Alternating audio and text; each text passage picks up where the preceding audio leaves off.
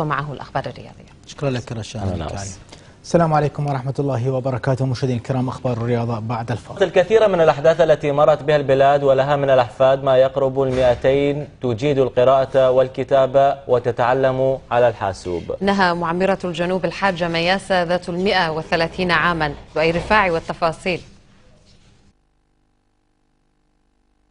لم يعد لمعمرة الجنوب كما يحلل سكان المدن الجنوبية تسمية الحاجة مياسة سوى الصعود على قمة غينيس للأرقام القياسية وليس الدخول فيها، وهي قد تجاوزت 130 عاما لتتربع على عرش النساء الأكبر سنا في العالم. أنا برطالية وخشوا بيوتنا زكودة وخمس نديلكم وحكي لجباري ما يصير.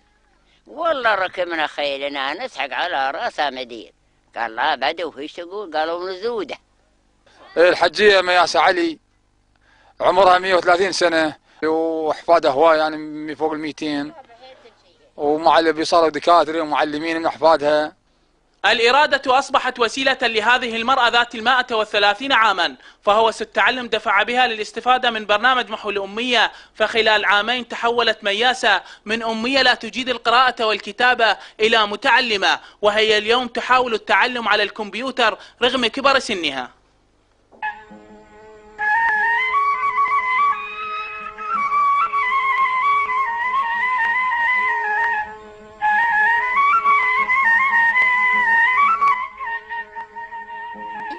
زيادات عندي يتامى وراحوا يشتغلوا وانا ببغداد وانا اكتب. واحد قاعد بيكتب انا عود استعدل اودي حاسب. اي اكتب كل شيء اكتب ومحاسبه وكل شيء عارفين كل. بالنسبه للحجيه عمتي مياسه ام احمد، هي عمرها اكثر من 130 سنه وقاعد تتعلم، يعني عندها اجتهاد، تتعلم حاسبة، تتعلم تريد قراءة وكتابة وتسعى للتعلم وكل شيء. عندها حب المعرفة، يعني حب الاطلاع، تريد تتعلم وقراءة وكتابة وتريد تتعلم كل شيء. المعمرة الجنوبية لا زالت تمتلك ذاكرة كبيرة تسجل الأحداث التي مرت على العراق.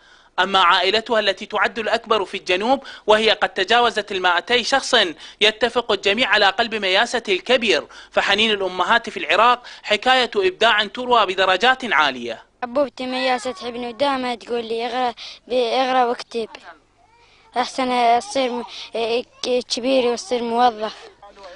لا يوجد للمستحيل طريق في حياة معمرة الجنوب، فبين القراءة والكتابة والانضمام لمجموعة غينيس للأرقام القياسية لا زالت تحلم بتحقيق الكثير. من الناصرية لؤي الرفاعي، العراقية. الآن إلى العناوين.